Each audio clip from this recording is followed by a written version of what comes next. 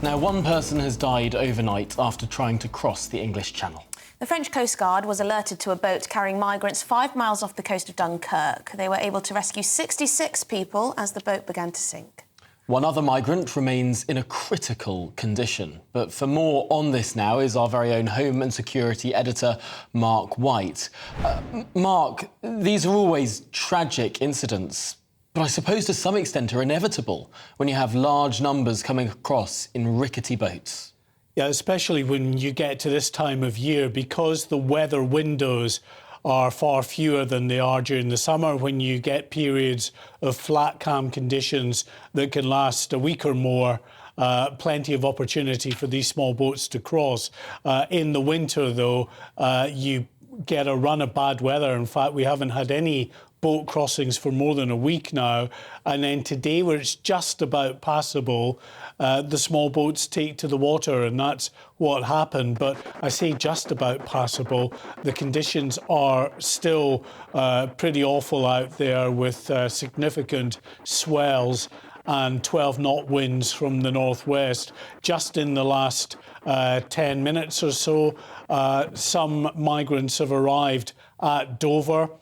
They were taken off by the Border Force vessel Hurricane there. Another Border Force vessel, Ranger, is picking up another group of migrants. So we believe that 4 small boats have come across, in addition to that boat that got into difficulties in the early hours of this morning. And we're learning that the person who died is a woman.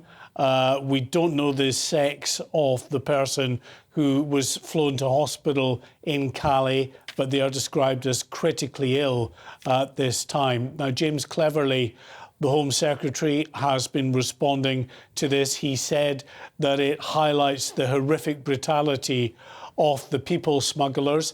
Labour's Annalise Dodds has been speaking as well. She says that the government needs to do much more to go after those people smugglers. It does have a different approach, and above all, it's focused on breaking up those criminal gangs. So we would be making sure that we had a joint elite police unit that was focused on these criminal gangs, that was actually prosecuting the individuals, because we've seen the rate of prosecutions of criminal people smugglers actually going down over recent years. We need to have a focus on that. We need to be processing claims. Now, our parliamentarians all agree that these crossings must be stopped, not least because they're so dangerous, as this incident has highlighted. So much disagreement about how you do that, though. Yes, and obviously Rwanda is the one big issue that the two big parties have completely opposing viewpoints on. Clearly, the Conservatives see this as a very significant proposal that, if it was actually to come to fruition, they believe would act as a disincentive that would help break the people smugglers model. Labour does not believe that at all. You heard from Annalise Dodds there. Their focus would be on going after the people smugglers. I mean, to be fair to the government, the National Crime Agency, other law enforcement partners are doing just that. They are going after the people smugglers, but it's not easy to go after these criminal gangs that have grown in sophistication over recent years, that have well-sourced supplies for boats and other equipment they need to get across the channel, and who have a ready market of thousands of people, more than 29,500 so far this year, who want to cross, who are more than willing to pay £2,000 or £3,000 to get on these boats, despite the risks.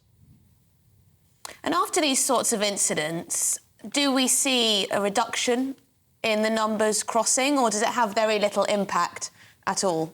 None at all. I mean, people just factor the risk in to their journey. And yes, of course, it's a shock, I'm sure, for everyone that's in the camps in Calais and in Dunkirk when the information comes back about what's happened out in the Channel. But that doesn't put them off. I mean, these people have travelled, in many cases, thousands of miles. They will have already, in the majority of cases, crossed a bigger sea in terms of the Mediterranean to get to the mainland Europe and then up towards northern France. This is the very last leg. They realise there's always a risk in crowding on these inflatables in less than ideal weather conditions, but that's the last leg that they've come so far for, and it's not going to put them off.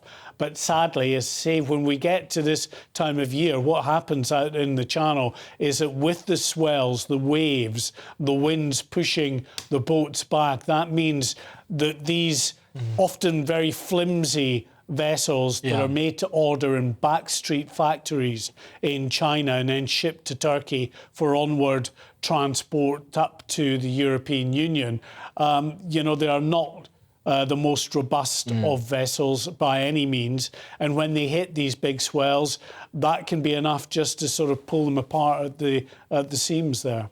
Really, really tragic scenes. Mark White, thank you so much for bringing us that detail, that information and that assessment too.